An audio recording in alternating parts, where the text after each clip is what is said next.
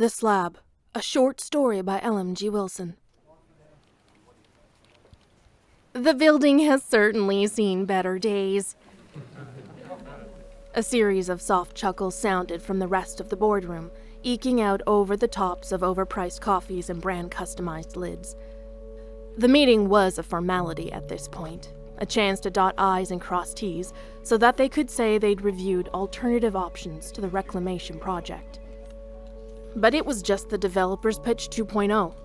Same slideshow, same pamphlet slipped across the table in front of Arnold's cheap coffee cup. Same presenter, Cindy Cooper, who wore far too much of that acrid perfume.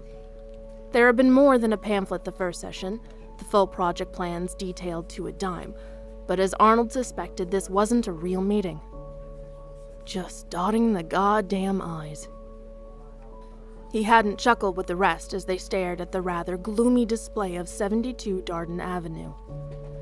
The public tenement of 12 stories and over 200 units had been standing as long as he could remember.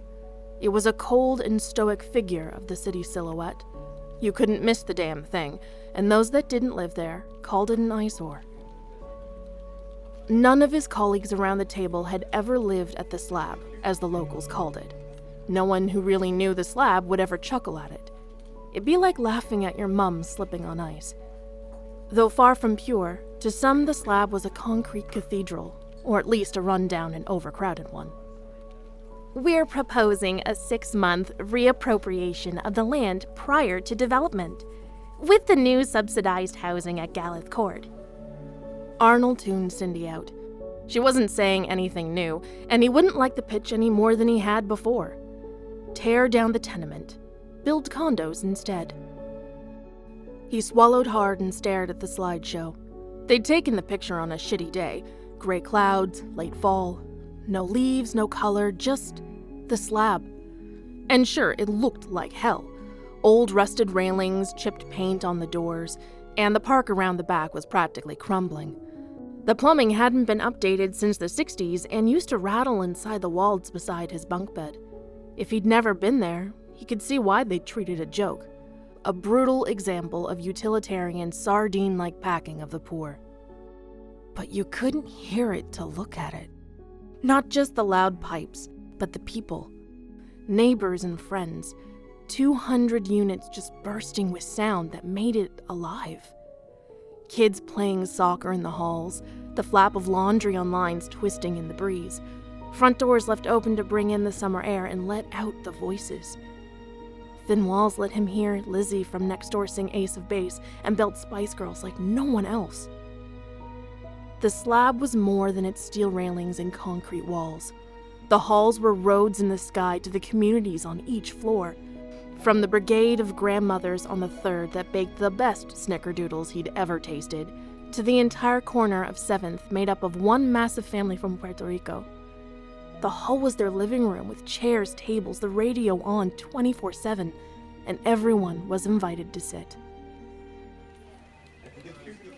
The development will consist of 4 buildings, 5 stories each, with 2 units per floor. With the completion of the new shopping complex at 60 Darden Avenue and the considerations to turn Pratt Park into a golf club, we're certainly looking to the possibilities this neighborhood can provide. Arnold turned his cheap coffee cup around. "What's the current occupancy of 72 Darden?" he asked. With an irritated sigh, Cindy strained a smile.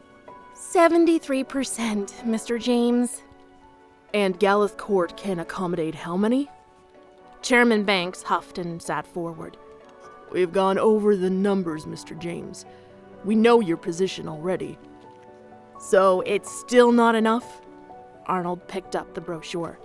"We're closing down one of the largest tenements in the city, shuffling 40% of our low-income population to the still incomplete Galeth Court, without any plans for the rest?" Collective sighs echoed from around the table in a chorus of disappointment. "No, come on, let's be honest about what we're doing here," Arnold said. "Where are the other tenants supposed to go?" "Not now, Mr. James." The chairman shook his head and motioned for Cindy to continue. With a grateful smile, she did. As part of the city relinquishing the land, we'll take care of all demolition expenses.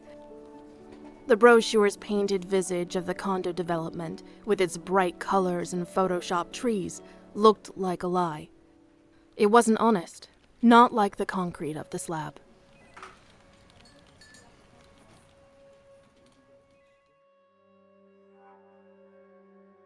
Thank you for listening! If you liked this short story and want to hear more, make sure you like and subscribe to stay notified. You can read this and more of my work on Reddit, or support me by becoming a patron. Patrons receive exclusive early access, behind-the-scenes updates, and much more. All links are in the description below. And of course, thank you to my patrons. Really, thank you. It means the world to have your support.